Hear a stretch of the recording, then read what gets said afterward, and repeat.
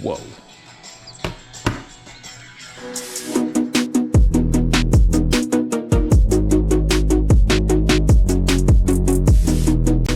Past few weeks, we have seen the emulation floodgates open for Apple devices, with many new emulators hitting the App Store. And after 12 years, PlayStation Portable Emulation with the PPSSPP Emulator is now available. And if you're unfamiliar with PPSSPP, it is one of the best emulators out there, and has been consistently one of my absolute favorites over the years. But most importantly, PPSSPP allows anyone with an Apple device to enjoy the vast library of PlayStation Portable games right on their iPhone and iPad, but with many of the modern amenities that comes with updated technology. So please join me, Rob the Retro Tech Dad, as we go through the install and setup process of the emulator, check out some neat tips and tricks, and of course some tasty PlayStation Portable gaming.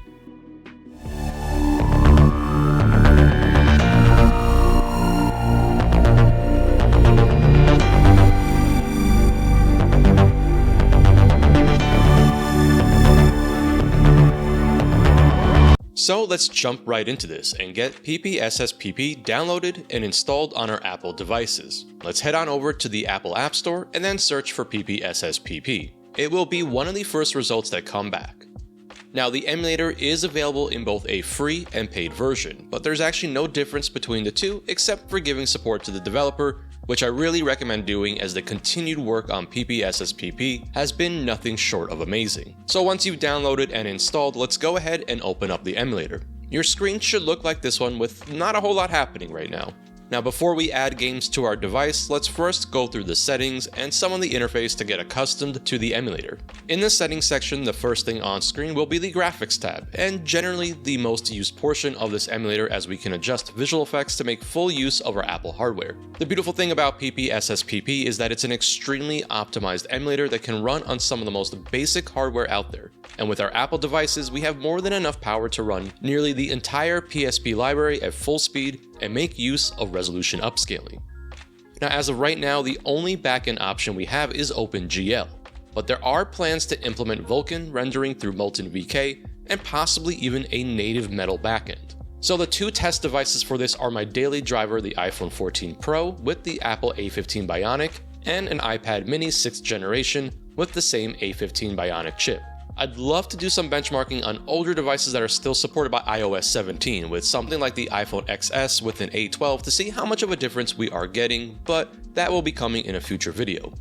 Now, for this video with the A15 Bionic, we will definitely be able to up the resolution here quite a bit, and by default it was set to use 2x, but I'll definitely be going higher than that.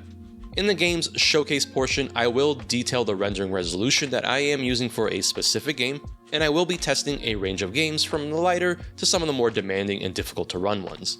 The higher the multiplier here, the more demanding on your device, but the visual clarity will improve significantly. The nice thing about PPSSPP is that you can adjust this on the fly when you're in game. And as you can see from the list, a 4x upscale is equivalent to a 1080p resolution, and an 8x upscale is equivalent to a 4K resolution. Now, moving along, we will not need to worry about software rendering for this video. Now, below that, we have some display layout and effects, and selecting this will take us to a new screen. Here we can make some adjustments to the image in terms of stretching, setting a specific aspect ratio, integer scale factor, screen rotation, and even some post-processing shaders. The PSP utilized a 16:9 format display, and here on my iPad mini, as well as on an iPhone, the aspect ratios do not line up. So you can either choose to display a 16:9 image and have some black bars on the top and bottom if you're on an iPad, or some black bars on the left and right if you're on an iPhone. You can select stretch, and that will stretch the image to make full use of the display, but the image naturally will be stretched. I prefer playing using the native aspect ratio, and so I will be leaving the settings here alone. Now, heading back to the graphics section, I'll quickly scroll through here, as generally the Apple devices that are capable of running the latest version of iOS 17 will be able to run PSP games without the need for any changes here. We do have access to things like frame skipping, as well as common speed hacks such as skip buffer effects, which can be very helpful for problematic games on lower end hardware.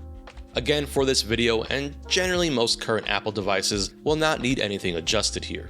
Finally, all the way at the bottom of the graphics settings, we have the overlay information where we can enable things like the frame rate counter, speed, battery percentage, and even additional information within the debug overlay.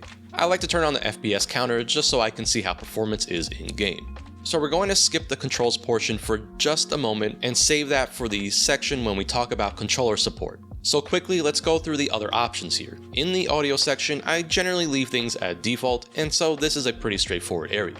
Now in networking, I will not spend as much time here, but I will make note of the Enable Networking Wireless LAN option, which might be required by some games that request it when launching the game.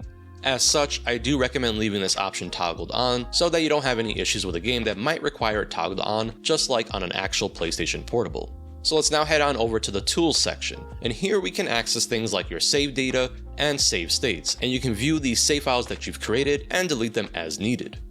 In System Information, we get a readout of the device that you're using, and it includes things like your iOS version, the display resolution of your device, among other informational items. This is strictly an informational section and nothing can be modified here. The next option is the Developer Tools, and we will not be touching anything here, and so everything here should be left at default. As for the majority of users, they will not need to adjust anything here. Let's go ahead and back out and then check out the System tab, and again, most of the items here are generally going to be left alone. You can make adjustments here to the user interface, such as changing the language, the theme, but for the most part, these are very minor adjustments. Now scrolling down under Emulation, there is an entry that is worth paying attention to, as many games could benefit from this adjustment. There is an option called Change Emulated PSP's CPU Clock, and as noted, it is an unstable feature, but for a few games it can be quite the game changer. PSP hardware was designed to run at 333 MHz, which was the full speed of the PlayStation Portable. Initially, Sony actually limited the clock speeds of the PSP, and then eventually they would unlock that capability later on in its life. So what does this setting actually do? Well, it tricks the system into thinking that the PlayStation Portable is running at a higher clock speed. So why does this matter? Well, certain games were designed around the limitation of the PlayStation Portable and would actually adjust itself in-game depending on the scenario, so that games performed optimally to the limits of the PlayStation Portable. A great example of this would be games that would adjust its frame rate from 30 to 60 and then back to 30 as needed depending on the scenario. Outrun 2006 is probably the perfect example of this happening in real time, and it can be quite noticeable. So by adjusting this setting, we can trick the game into thinking that it has more power, and so it remains locked to that 60 frames per second setting without the need to change anything else. I do recommend leaving this setting at default and instead use a per game setting as needed, which we will discuss in just a moment. Now scrolling down in this system section, there is one additional thing that I do recommend turning on, which is the ability to use cheats. We will go much more in depth with cheats in just a moment. So now that we've covered all of these settings and got a bit familiar with the interface for PPSSPP, it's now time that we add games, since things are looking pretty bare and sad here. Now you can easily download games directly to your Apple device, but unfortunately I can't share where to get those games, but a quick internet search should get you to the right spot. Instead, I will cover the process to add games using iCloud, since I suspect many people out there like myself keep things stored on a PC, and using iCloud to transfer over games is a very easy and fast process. So let's open up a web browser on our PC, Mac, or any computer that you use and go to the iCloud website. We will be using iCloud Drive to copy our games over to our device. You will see that I am in my iCloud Drive, and in the Browse section I have a bunch of stuff already populated here. For this video, I will be creating a PSP folder to keep things nice and simple, as well as organized. Once you've created that new PSP folder, head into it, and now we can upload our games by simply dragging them over to the empty window. I have a bunch of PSP games ready to go here, and PPSSPP does support file formats like .iso, .cso, and even .chd. So I've copied over a few games, and once they've been uploaded, we can now head on over to our device. So on your iPad or iPhone, let's go ahead and open up the Files app. Now in the Files app, navigate to your iCloud Drive under Locations, and then go to the PSP folder that was created with all the games that were copied over. You can either use the Select option to choose multiple games, or specific games as well by holding down on a game and then clicking on Copy. Now once you've copied, iCloud will need to download the file locally. And once that's been done, then you can go to the On My iPhone or iPad location, and here you should have a PPSSPP folder that was automatically created by the emulator. In this folder is where you will want to store your games so that PPSSPP automatically finds the games in the emulator. This is the easiest way to have this set up and doesn't require changing any default directories in PPSSPP. So I'll go ahead and paste the game I copied over, which is Dante's Inferno. And just like that, it's in this folder, and now when I open up PPSSPP, Dante's Inferno does in fact show up in the games list. And that's all there is to it, using iCloud as a way to transfer your games over. Now, another option to explore is using a USB-C or Lightning to USB-A adapter, and then using a flash drive, or if you're like me, your hard drive to copy games over to your device using that method. This is another very simple and easy solution to get games loaded up, and all you need is an inexpensive USB Type-C or Lightning adapter, as long as your Apple device supports it. I'll have the USB-C adapter that I'm using here linked in my description area, but it does work with my iPad mini 6 without any issues.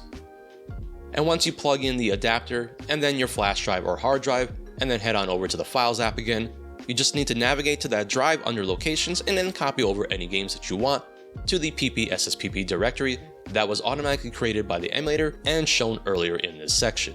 We're now all good and loaded up with games to play, so let's test out a few controllers to see how they work with PPSSPP, and right off the bat, the controller support in PPSSPP is excellent. I've tested a few different options here, including both USB Type-C controller attachments and Bluetooth controllers as well as attachments. For those using iPhones with USB Type-C support, you have quite a number of options that will work right out of the box with the emulator. Now, I'm personally using an iPhone 14 Pro, so I am limited to either Bluetooth or controller attachments specifically made for the Lightning port like the Backbone controller. For those with the various iPhone 15 models, your options are plentiful, as you can essentially use any USB Type-C controller attachment like the Razer Kishi, Backbone, and the numerous options from Gamester. For my iPad mini 6, I am using the Razer Kishi Ultra, which is unfortunately a very expensive option, but it was designed with the iPad mini 6 in mind, and it does support this device size and of course any iPhone model that has a USB Type-C. This is currently one of my favorite pairings with the iPad mini 6. Now, another much cheaper option for those with an iPad mini is the BSP-D8 that I have here, which is a Bluetooth telescopic controller, and it does accommodate the size up to an iPad mini. Now, going back to the Kishi Ultra, there is one nice thing about it being designed for an iPad mini 6. It does take into consideration the inputs at the side, and so when you connect it, the controller isn't constantly activating Siri or pressing on the volume controls. But many other controller attachments have this issue, and now one way around that is using guided access in the accessibility options to lock those buttons out from doing anything. I talk about this in my Scum VM video for iOS, and I will have a link to that specific video in my description area if you need to enable this feature. Now, for something larger than a mini, I would recommend either the G8 Galileo with a mod to accommodate larger tablets, and I will have a link in my description to my good friend Shem from RetroBreeze, who has an excellent guide on the mod process. Another option is the BSP-D9, which works right out of the box with larger tablets, but it is limited to Bluetooth, and it isn't really as well built as the G8 Galileo.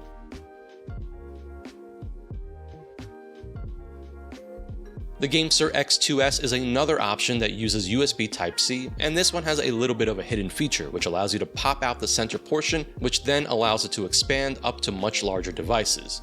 The X2S is another solid option that is also much cheaper than the Razer Kishi Ultra. And of course, using Bluetooth isn't much of an issue with PPSSPP, since I've tested my Xbox Series, PlayStation 5 DualSense, and a range of other Bluetooth controllers, including this Gamester Nova Lite, and these all work and pair great with an iPhone or iPad through Bluetooth, and of course work great with the emulator. So with my Gamester Nova paired, let's go through the control section and test out mapping. Now, I have found that PPSSPP does a good job automatically mapping the controls when it detects you have a controller connected to your device. You will sometimes need to close out PPSSPP and then launch it again for it to properly detect your device. If it doesn't detect your device, then control mapping will take care of that issue. It's a very simple process when you're in control mapping. Just go to the standard PSP controls, and then for each input, tap on the one you want to map, and then press the corresponding input on your controller. So for example, I want to map D-pad down. I will tap on it, and then press down on the D-pad to map, and then continue on for each input.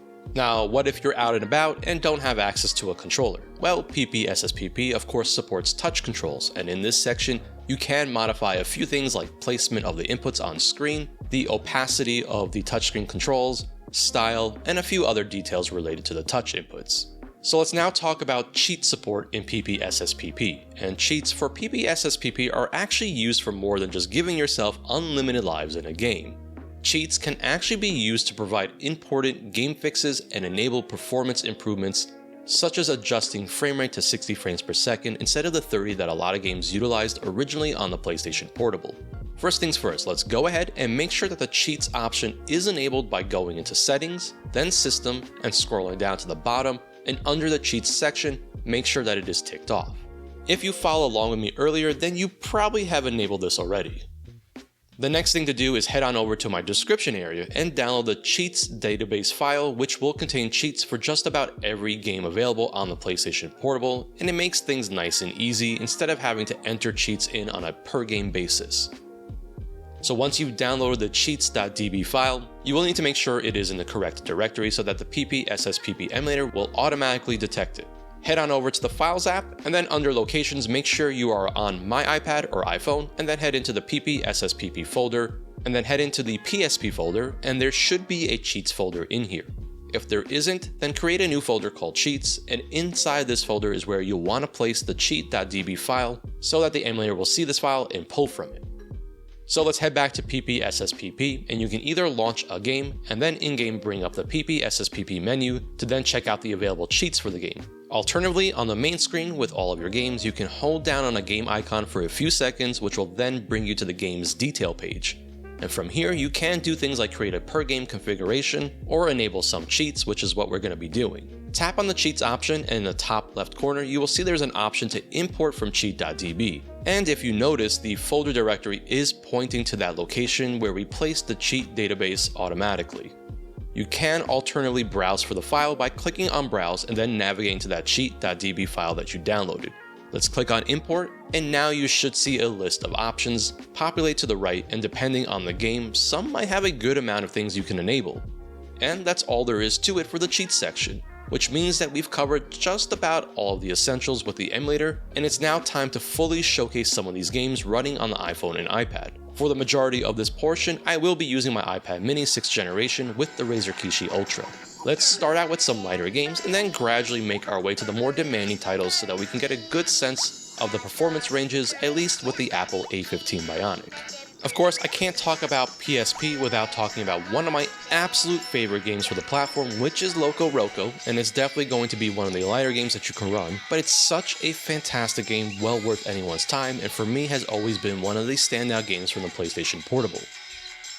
Roco is running here at 10 times native resolution, and unsurprisingly is running without any performance issues. Roco is a game that cleans up incredibly well with the upscaling, and it's definitely well worth seeing in person. For another game that is a lighter but absolutely incredible experience, Lumines will forever be a title that is way up there on my PSP recommendations list. It's a masterful visual and audio experience that again must be really experienced, and with PPSSPP, we can easily enjoy this game at 10 times native upscaling with the Apple A15 Bionic. And if you want more Lumines, there is also Lumines 2 available on PSP, and I equally recommend that title.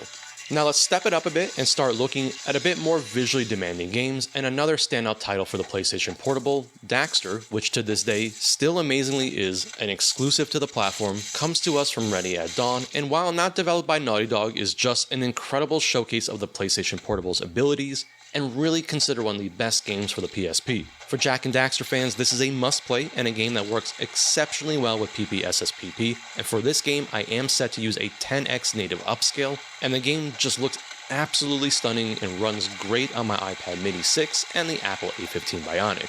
So let's check out a few racing games now, and of course we can't talk racing on PlayStation without at least mentioning Ridge Racer, which, like Lumines, was a launch game for the PlayStation Portable, and for me at the time completely blew me away with its amazing graphics and gameplay. It's crazy to think that the PlayStation Portable launched with titles like Lumines and Ridge Racer, and just having all those games in a portable device was absolutely amazing for the time.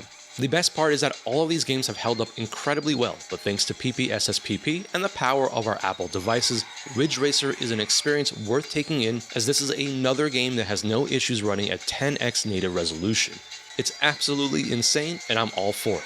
And speaking of PSP launch games, Wipeout Pure was another banger of a game that released with the PlayStation Portable at launch, and again, another visual masterpiece. But also a very fun game well worth playing. Wipeout Pure's visuals are an absolute treat when they've been upscaled, and again here with my iPad mini 6th generation, I've got the game set to an upscale of 10x, and the game has no issues running with this level upscaling. It's just awesome to see Wipeout Pure running at 60 frames per second, and it's the perfect example of a game that holds up very well today. Now, Wipeout Pure is a game that does need a 60 frames per second fix to correct an issue in-game, where the visual effects from weapons causes the frame rate to dip for no reason. No problem though, since earlier in this video I talked about using cheats to help correct or enable enhancements to improve the way games look and run. With the 60 frames per second in-game cheat enabled, now weapons do not cause any type of frame rate dip, and this game is essentially locked to 60 frames per second at a 10x native resolution, which is just absolutely stunning. Another great racing game for the PlayStation Portable is Motorstorm Arctic Edge, and this game is just a complete blast and an excellent entry in the Motorstorm franchise that sadly hasn't seen a new entry in a very long time. I would love to see a modern Motorstorm game that makes use of the PlayStation 5's power, but for now, we can at least enjoy these older entries and make all sorts of tweaks so they look fantastic on our Apple devices. Motorstorm does have some graphical issues in-game, with the bloom effect being way blown out, and so one of the things you will want to do with Motorstorm is disable the bloom effect. This is unfortunate and hopefully will be resolved in the future when we see the Vulcan or possibly even the metal backends added to PPSSPP.